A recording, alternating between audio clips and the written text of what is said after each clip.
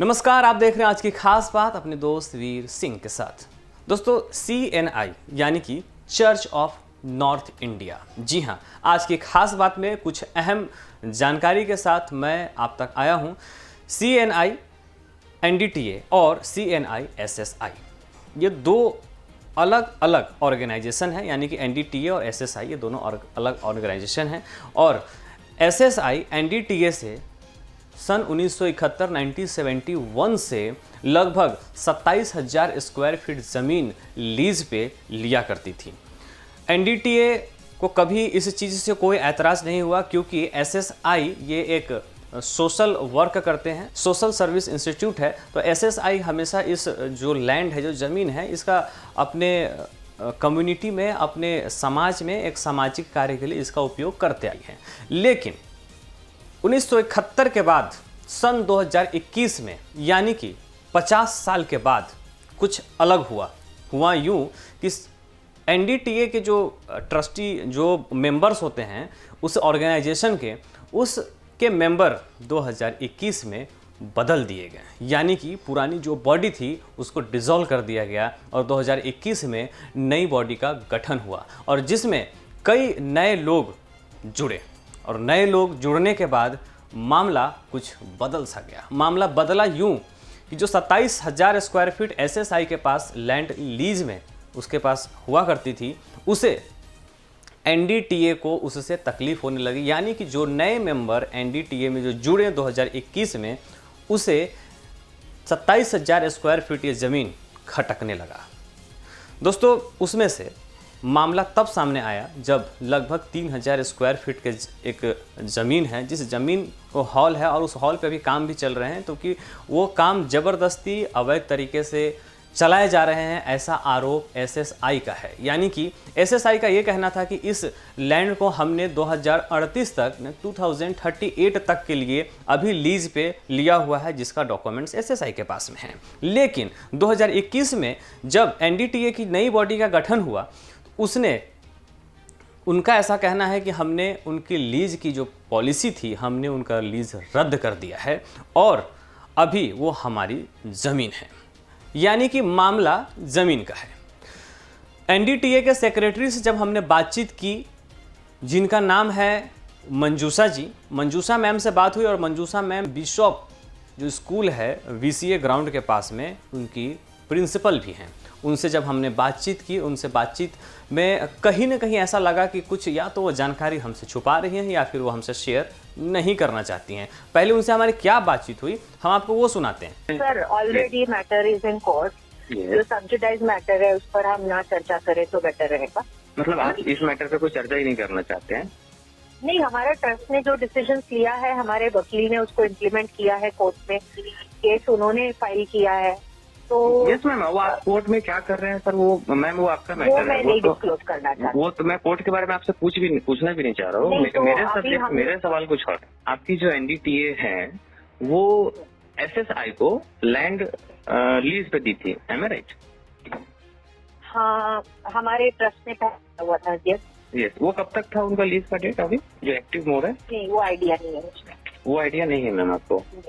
Ma'am अभी इस वक्त मेरे हाथ में डॉक्यूमेंट्स नहीं है। I can not answer those questions giving you concrete dates and period and all those things. मुझे सिर्फ इतना बता दिए, लास्ट क्वेश्चन, कि आपने जो आपके पास जो NDTA के पास जो लीज पे जमीन है वो गवर्नमेंट से है, जैसा कि आपने बताया। तो आपका और गवर्नमेंट के साथ में जो लीज एग्रीमेंट होगा वो अभी एक्टिव मोड में है? अप्लाई कर दिया है रिन्यूअल ऑफ लीज के लिए। मैम, कब से अप्लाई किया हुआ है? वो तो मेरा ऑफिशियल रिकॉर्ड ही देखकर बता पाऊंगी।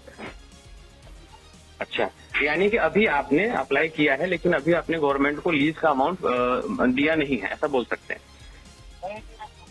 ऑलरेडी फॉर्मेलिटीज चालू है सर। दिया है नहीं दिया है ये तो मैं आपको, मैंने कहा ना कि मेरी these are papers and figures which you are asking.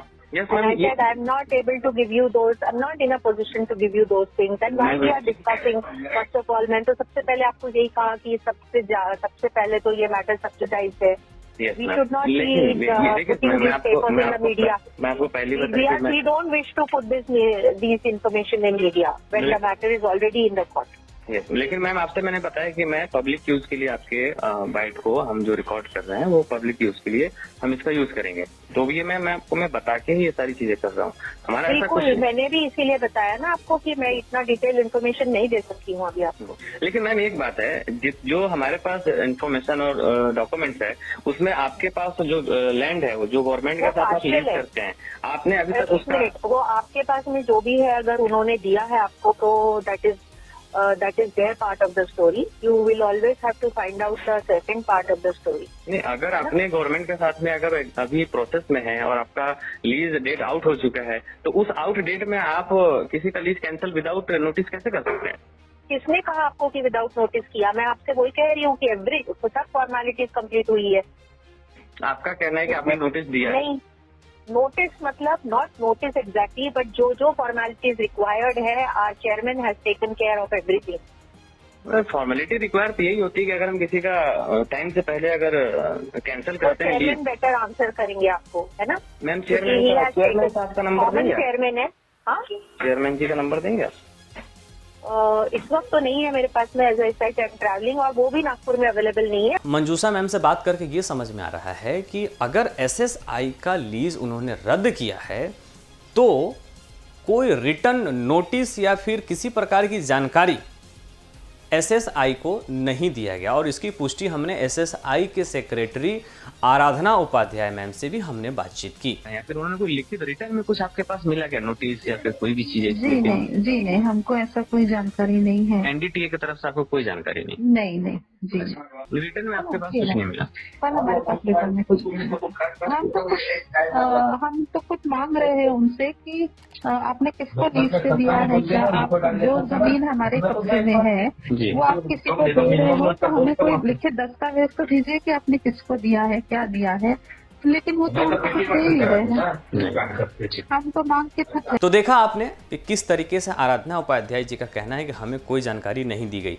दोस्तों, ये मामला बहुत बड़ा है, बहुत पेचीदा है, और ये मामला आगे इतना बड़ा हो चुका है, ये कोर्ट में जा चुका है। लेकिन कोर्ट में जाने से पहले अनेक कड़ी हैं जो मैं समझता हूं कि हर एक लोगों को पता होना चाहिए और आपको इसकी पूरी जानकारी होनी चाहिए, और इसलिए बीसीएन आप तक इस मामले से जुड़े हर जानकारी आप तक लेकर आते रहेगा। फिलहाल अगले एपिसोड में हम इससे जुड़े अहम जानकारी बहुत जल्द आप तक लेकर आएंगे। फिलहाल मामला एनडीटीए और एसएसआई के बीच लीज का है। इस बीच एक और मामला समझ में आया बातचीत में कि एनडीटीए के पास जो ज़मीन है जो एसएसआई को लीज पे दिया करती थी पिछले 50 साल से, एनडीटीए वो ज़मीन सरकार से लीज पे लिया करती थी। जैसा कि हमने मंजूषा मैम से बातचीत की और उनसे पूछा कि क्या आपने सरकार के साथ में जो लीज एग्रीमेंट है उसको आपने फुलफिल किया है, आपने उसके पैसे भरे हैं, तो उनका ऐसा कहना था कि अभी हमने प्रपोजल दिया। यानी कि कहीं ना कहीं इससे ये चीज़ें साफ हो रही हैं कि सरकार के साथ में जो उनकी लीज एग्रीमेंट है वो पूर्ण नहीं है, वो पूरी तरीके से फेल है, यानी कि उनका पैसा नहीं भरा गया है। अर्थात ये ज़मीन इस वक्त अगर वो लीज के पैसे नहीं भरती है, ये ज़मीन एनडीटीए की भी नहीं होती है। यानी कि इस ज़मीन पे डायरेक्ट अगर फिर किसी का अधिकार है तो एनडीटीए का नहीं है, एनडीटीए का ना होकर के वो सरकार का अधिकार है। आने वाले अगले एपिसोड में अहम जानकारी बहुत जल्द और बहुत ही इंटरेस्टिंग हम आप तक लेकर आएंगे। आप देखते रहें इनविजन न्यूज़ अपने दोस्त वीर सिंह के साथ।